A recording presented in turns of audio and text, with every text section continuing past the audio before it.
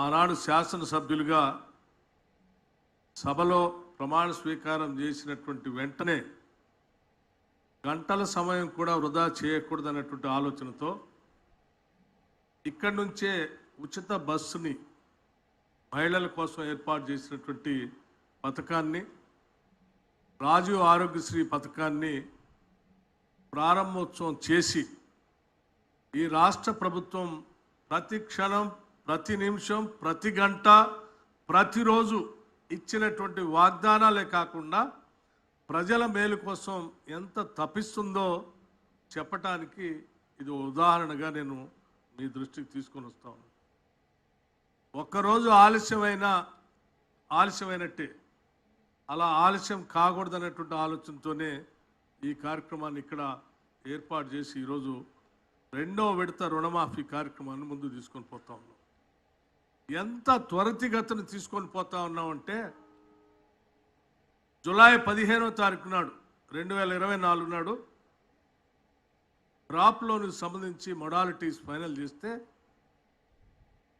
15వ తారీఖు నాడు మొడాలిటీస్ ఫైనల్ చేస్తే 18వ తారీఖు నాడు కేవలం 3 రోజుల వ్యవధిలోనే 11.50 లక్షల మందికి క్రాప్ లోన్ వేవ్ చేయటం కోసం 6098.93 కోట్లని 10.84 లక్షల మందికి ఒకటేసారి ₹1,00,000 రుణమాఫీ పొందేటువంటి వాళ్ళందరికీ చేసి చూపించాం కేవలం 3 రోజులు. అట్లాగే 2వ దఫా రుణమాఫీని కేవలం ఇదే జూలై మాసంలో 18వ తారీఖు నాడు మొదటి దఫా రిలీజ్ చేస్తే ఈరోజు 2వ విడత 6,190 కోట్లతో దాదాపు 6,40,823 లక్షల అకౌంట్స్ సంబంధించి ఈరోజు 5,45,407 మంది కుటుంబాలకి ఈరోజు లోన్ వేవర్ చేస్తూ ముందుకు పోతా ఉన్నాం.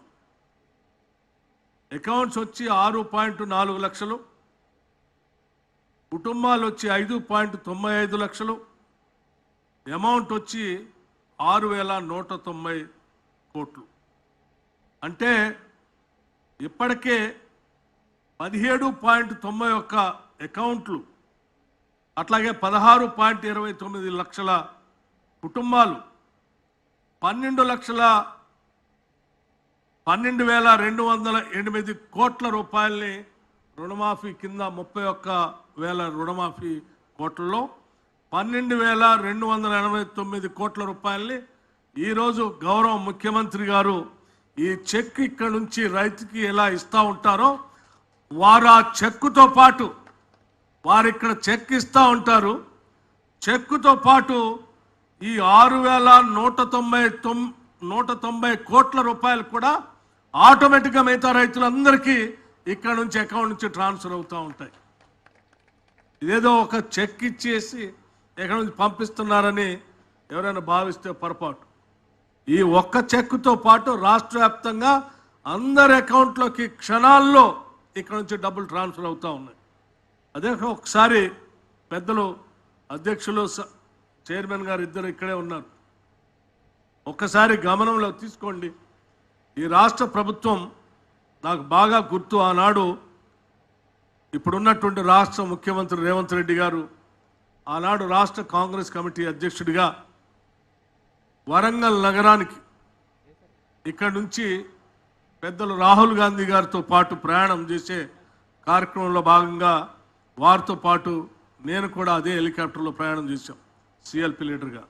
వరంగల్ రైతు డిక్లరేషన్ ప్రకటించేటప్పుడు 2 లక్షల రూపాయల రుణమాఫీ అంటే ఇది సాధ్యమా, ఇది చేయగలరా, ఇది సాధ్యం కాదు. ఎందుకంటే 1,00,000 రూపాయల రుణమాఫీ చేస్తానని చెప్పిన టీఆర్ఎస్ ప్రభుత్వం 2014 నుంచి 15 వరకు ఒకటేసారి చేయలేక 4 దఫాలుగా ఇన్స్టాల్మెంట్స్ చేసి ఆ 1,00,000 రూపాయల రుణమాఫీ సంబంధించిన ఫలితాలను కూడా రైతులకి అందేటట్టు చేయలేక వడ్డీ విపరీతంగా పెరిగి విపరీతమైనటువంటి భారంలో పడినటువంటి సంగతి, అది కూడా ధనిక రాష్ట్రంగా తెలంగాణ ఆ టీఆర్ఎస్ ప్రభుత్వానికి ఒప్పచెప్తే చేయలేకపోయారు, చేయలేదు. అట్లాగే రెండోసారి ₹1,00,000 రుణమాఫీ చేస్తా అని చెప్పి చివరి 4 సంవత్సరాలు కూడా చేయకుండా ఎన్నికలకి ముందు అరకొరగా కొద్దిగా చేసి వదిలేశారు. ఈ 2 ఉదాహరణలు దృష్టిలో పెట్టుకొని ₹1,00,000 ధనిక రాష్ట్రంగా ఈ రాష్ట్రానికి ఒప్పచెప్తేనే టీఆర్ఎస్ ప్రభుత్వం చేయలేక చేతులు ఎత్తేసింది. మరి మీరేదో ₹2,00,000 అంటున్నారు, ఇది సాధ్యమా అంటే ఆనాడు రాహుల్ గాంధీ గారు, పిసిసి ప్రెసిడెంట్ గారు, సాధ్యమే, ఇది చేయాల్సిందే, రాష్ట్ర ప్రజలకి రైతాంగ సోదరులకి కాంగ్రెస్ పార్టీని అధికారంలో తీసుకొచ్చి రైతాంగ సోదరుల కోసం కాంగ్రెస్ ప్రభుత్వం ద్వారా ఇందిరమ్మ రాజ్యంలో ప్రజాప్రభుత్వంలో తప్పనిసరిగా చేస్తాం, మనకు సంకల్పం ఉంది, ఆ సంకల్ప బలంతో ముందుకు పోదామని చెప్పి చాలా గట్టిగా ఆనాడు వరంగల్ సభలో ప్రకటించినటువంటి రోజు నాకు ఇప్పటికీ గుర్తు అధ్యక్ష. అటువంటి సంకల్పాన్ని ఈరోజు నిజం చేస్తూ కేవలం ఆగస్టు లోపల ఆనాడు పార్లమెంట్ ఎన్నికల కంటే ముందు చాలామంది 2,00,000 రుణమాఫీ చేస్తారులే అంటే ఏదో సంవత్సరం చివరికో లేకపోతే వచ్చే సంవత్సరమో 4 సంవత్సరాలు 5 సంవత్సరాల సమయం ఉంది కదా, సరే అప్పటికల్లా చేస్తారేమో కాంగ్రెస్ వాళ్ళు అనేటువంటి ఊహల్ని పటాపంచలు చేస్తూ ఎన్నికల కంటే ముందు, పార్లమెంట్ ఎన్నికల కంటే ముందు ఒక సభలో ఈ రాష్ట్ర ముఖ్యమంత్రిగా ఆగస్టు నెలకల్లా 2,00,000 రుణమాఫీ చేస్తామని చెప్పి సవాల్ విసిరొచ్చి ఈ చేసే కార్యక్రమానికి నాంది పలికినప్పుడు కూడా ఆశ్చర్యపోయారు.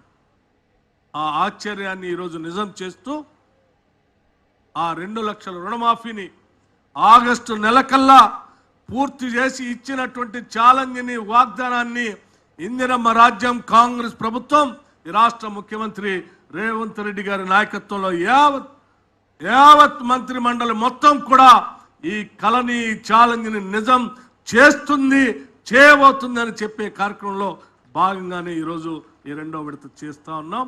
మిగతాది ఆగస్టు నెలలో కూడా పూర్తి చేస్తామని చెప్పి యావత్ రైతాంగ సోదరులందరికీ మనవి చేస్తూ కేవలం ఈ ₹2,00,000 రుణమాఫీ కాదు, ఇంతకుముందు వ్యవసాయ శాఖ మంత్రి గారు చెప్పినట్టు రైతు బీమాకు సంబంధించి 1,580 కోట్లు రాష్ట్ర ప్రభుత్వం రైతు సోదరులందరికీ కడతా ఉంది. వాళ్ళు కట్టాల్సినటువంటి ప్రీమియంని ₹42 లక్షల రాష్ట్ర 42 లక్షల రైతు సోదరులకు సంబంధించి 1,580 మంది రైతులకు సంబంధించి రైతు బీమా రాష్ట్ర ప్రభుత్వం కట్టబోతా ఉంది. అట్లాగే క్రాప్ ఇన్సూరెన్స్ 10 సంవత్సరాలు టీఆర్ఎస్ ప్రభుత్వం గాలికి వదిలేస్తే ఈనాడు ఇందిరమ్మ రాజ్యం రైతు సోదరుల్ని రుణమాఫీతో పాటు 1,350 కోట్ల రూపాయలతో క్రాప్ ఇన్సూరెన్స్ కూడా రాష్ట్ర ప్రభుత్వం రైతుల కోసం చేయబోతుందని చెప్పి ఈ సందర్భంగా మీ అందరికీ మనవి చేస్తూ రాష్ట్రంలో ఉన్నటువంటి రైతాంగ సోదరులందరికీ ఈరోజు పండుగ దినం లాంటిది. బ్యాంకుల్లో ఉన్నటువంటి రుణం అంతా ఒకటేసారి మాఫీ అవుతూ ఉంటే అంతకంటే సంతోషం, పెద్ద భారం, గుండెల మీద ఉన్నటువంటి భారం తొలగిపోతున్నట్టుగా వాళ్ళు ఆనందంలో ఈరోజు సంతోషాలతో పండుగ చేసుకున్నటువంటి రోజుగా నేను భావిస్తూ ఉన్నాను. అట్లాగే రైతులతో పాటు మా ప్రభుత్వం ఎప్పుడు నిరంతరం బ్యాంకర్స్తో మాట్లాడతాం.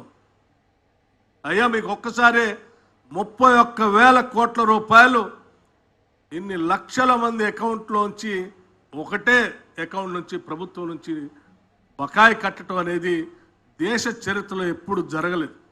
31,000 కోట్ల రూపాయలు ఈ దేశంలో ఉన్న ఏ రాష్ట్రం కూడా ఒకటేసారి ప్రభుత్వం నుంచి రుణమాఫీ చేసి కట్టిన దాఖలాలు లేదు.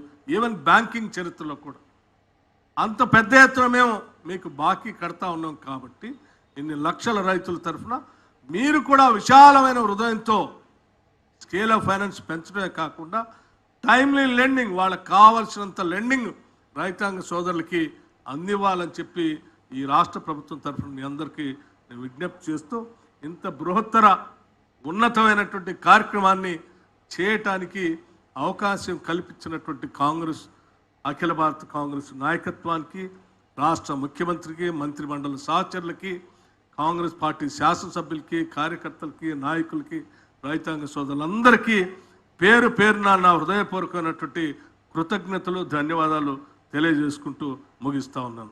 Thank you.